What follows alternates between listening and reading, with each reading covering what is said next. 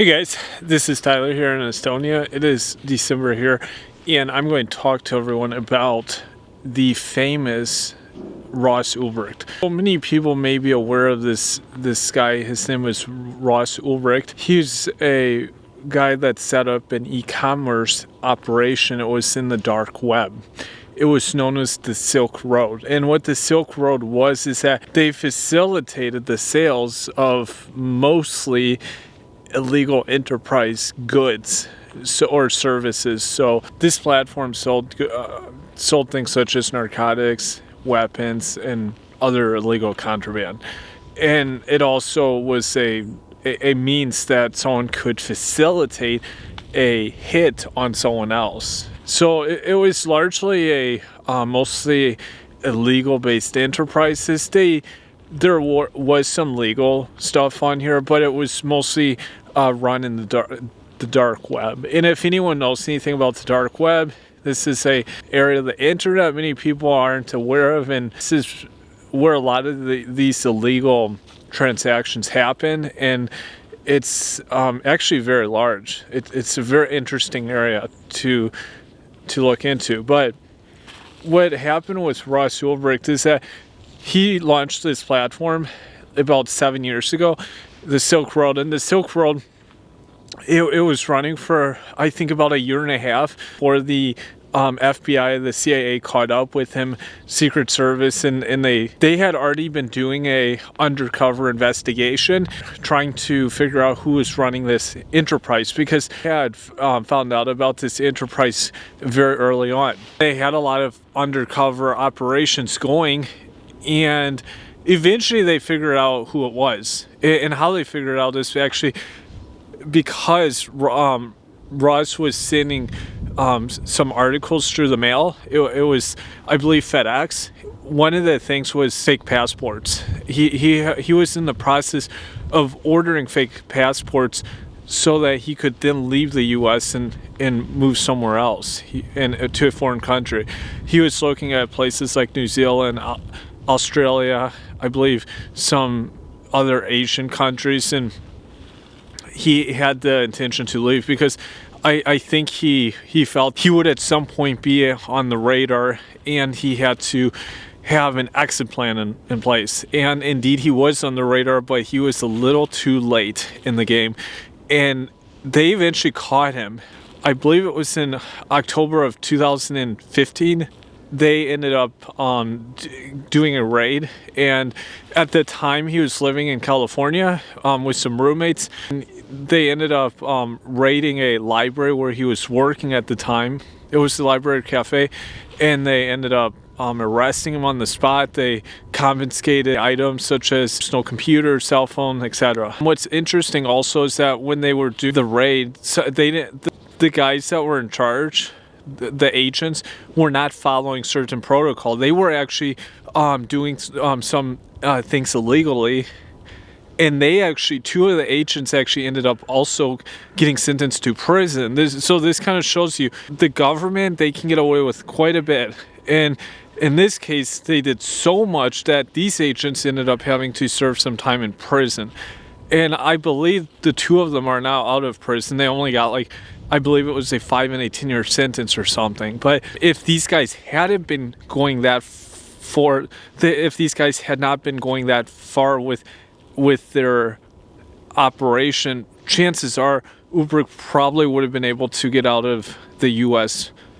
before they were able to officially arrest him. And understand in these cases that they need a lot of evidence to show that yes, this guy was running a legal enterprise. He was involved with all these different nefarious activities, and they have to have a case, especially when it's a federal case. This was a federal case. Understand that federal cases often, they're cross-border, they're cross-state territories. So in this case, items were being sold across many different states. They often, if there's ever a cop involved, if a cop's done something illegally, this is automatically a federal case. But as I said, the one big thing that makes a case a federal case is that if it's multiple states, it's typically a federal case. So if a bank robber robs multiple banks across multiple states, this is a federal case. If it's just multiple banks in one state, it's usually not. If it's a really high dollar amount, if the money or stolen item is from certain sources, it can be classified as a federal case. But if it's cross states, it's usually a federal case. And understand that federal cases usually imply that you're going to be going to prison. 95% incarceration rate, or it might be closer to 98% of federal cases go to prison. Understand, they spend millions of dollars on these federal cases. Once they start these cases, you will go down and you will almost certainly have to spend time in prison. It's how the system works.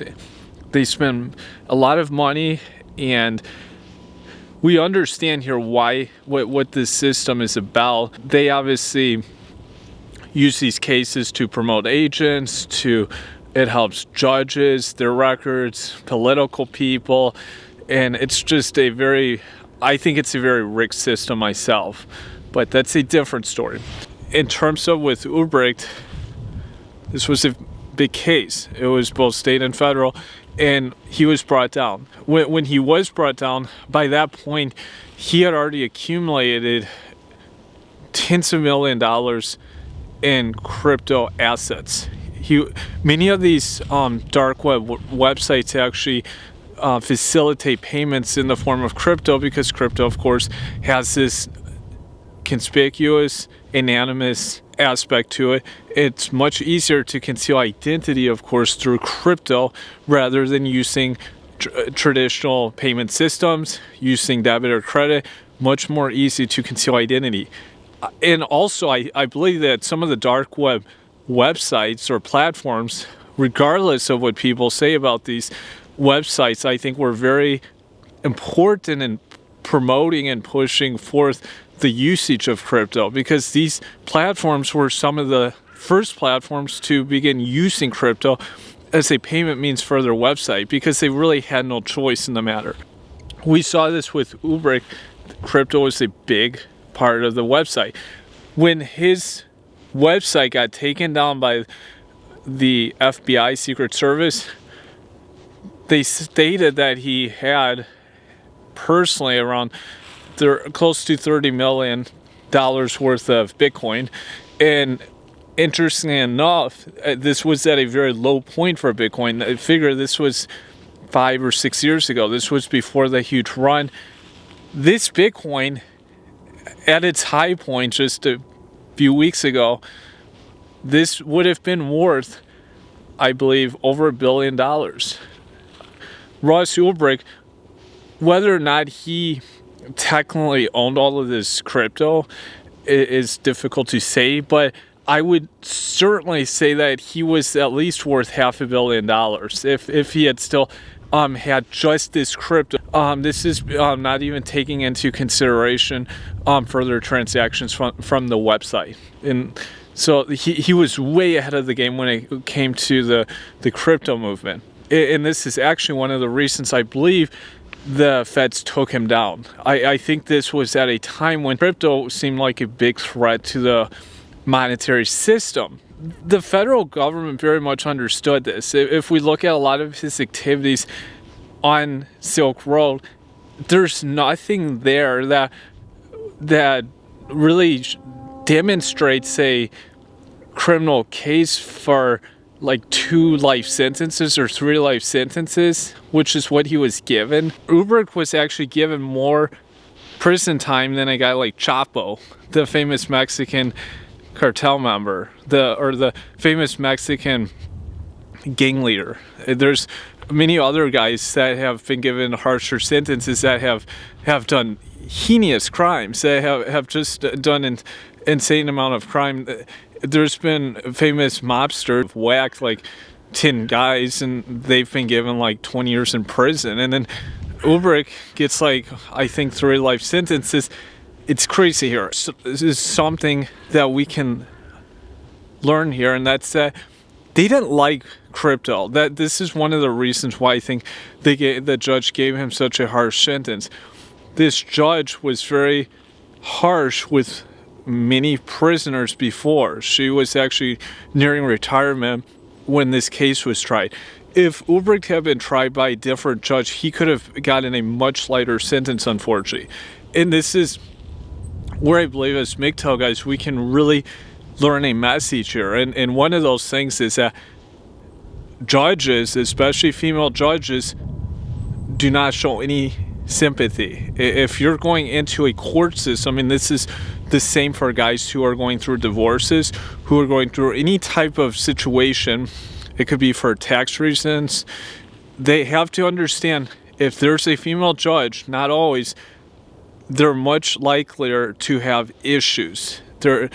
There's been a historical trend that female judges actually often are worse than the male judges. It's kind of like that old stereotype of women police officers being worse than male police officers.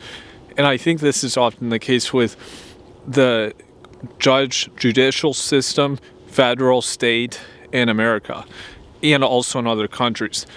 We can also see this crypto that Ulbricht had accumulated, and he was very much a big player in this the early crypto movement. I think this case actually very much helped promote crypto, and it helped popularize it to larger mass of people. Even though it was negative, this was a negative situation that actually promoted. And this is also, as they say, all news is good news, or all publicity is good publicity, and this was definitely the case here with Ulbricht and the crypto.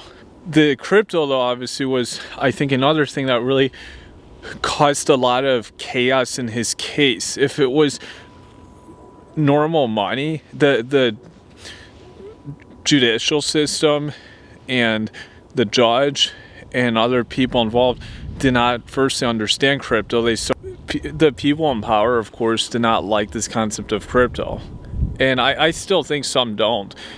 It was a very unknown monetary system at this point in time, and this was also something that really hurt him. And this is why, if you do have crypto even now, you definitely want to be very conspicuous. If you have any kind of court situations, you're going through divorce, you want to try keep yourself as anonymous as possible. Fortunately, though, you're not in the position of 5 years ago or 7 years ago. And the judge and other people in power did not understand the full impact of crypto and how mainstream it was going to become. And this is where I think the case got much deeper. There was something much more sinister. There's certainly more conspiratorial viewpoints here on this idea of why Ulbricht was given all these life sentences. And I myself have an opinion here, but won't go into that too far here. And we can also see that Ulbricht, while he was putting his game plan in place, he was not prepped well enough. He should have already been prepping. I think after he had made his first million in crypto, he should have had his game plan in mind. And this is why I tell guys here, MGTOW guys, have your plan in place. I mean, don't wait. If once you've made a million, once you've made a few million, you should already get stuff going, especially in this guy's case where he was running a dark web enterprise. He should have had stuff ready to leave, to get out of Dodge, because it was just building and building. And he was, I think he just delayed it too long. And he also should have realized that he was focused on would not have been safe places. I know he was going to take a conspicuous identity. I still don't think it would have been enough, because a guy with this prominent of a case, they certainly could have sent federal agents after him. In one of these countries like Australia, they could have also rallied the support of the federal police in those countries to try come after him, to find him, and to extradite him back to the U.S. And these countries, most of them have extradition treaties with the U.S. They would have brought him back to the U.S. if they had found him. And so one of the only countries he would have been safe in, just like with Edward Snowden, would have been Russia. And I don't know if he was looking at Russia as a possibility. They did not say so. So I don't believe he had. And that would have actually been a threat for him if he had been in one of those countries. He probably would have then had to go to a different country, Russia being one of the only possibilities. I'm not certain if Russ was a MGTOW guy. I certainly see there was a MGTOW approach in areas of his life. He was, I know, a former Eagle Scout in the Boy Scouts, and he had a lot of, it seemed like, good life skills. He had business experience from before. There was an independent and very libertarian mindset that he had with his life. And I think this is one of the keys of why he became so successful at a younger age. And it also points to something that even if you're a libertarian guy, you should avoid illegal enterprises. Any kind of enterprise that is considered against the law in whatever country you're living, you should avoid. If you want to sell narcotics, start a pharmaceutical company. This is how the pharmaceutical company operates, and this is certainly a huge industry. But try and do stuff in this way, it usually doesn't pay off on it. And sometimes I think guys like this, they anticipate being able to get away with it. They have their own ideal, the libertarian philosophy of life, but they have to understand they're still under the laws of that system. And that's the thing that a lot of libertarian guys often neglect, is that you're still operating within the system. If you don't want to be under those laws, you have to change the system. And this applies in other areas. This is within marriage laws of a country, with child custody, with taxes, with real estate, everything, businesses. You're going to have to change the system that you're in, because even though you might be a libertarian, you're still going to be under the law of the system. We see these like sovereign citizen movements. There was a Republic of America that was pretty big at one point in time. All of these groups are still under the system of the country they operate in, and they're still going to have to follow those laws. If they don't, they're going to have issues.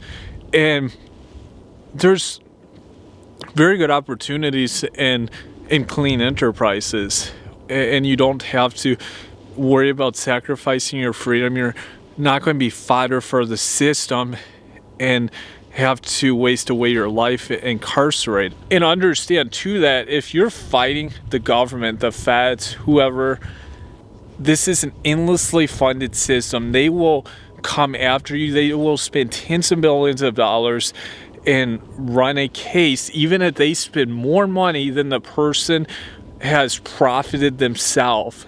And why? To send a message that it gets very political here. You don't want to be like be used as fodder in one of these showcases. Understand that you go up against the legal system, you're typically going to lose. And that's why I say, if you don't like where you're living, just go somewhere else. And do it as quickly as possible. Because, as I mentioned before, there was a chance that Snowden may have been able to get out of his situation and gone abroad and been all right. But he needed to do it quicker. He had to be much swifter, and he just wasn't fast enough. And obviously he was caught. He may get pardoned in the future. It's difficult to say. He has a very difficult road ahead of him. Also, as I mentioned, Snowden was a big mover with the cryptocurrency. I mean, I think, unfortunately, he kind of paid with his life, but this situation, or this negative case, kind of brought about a much bigger movement in crypto.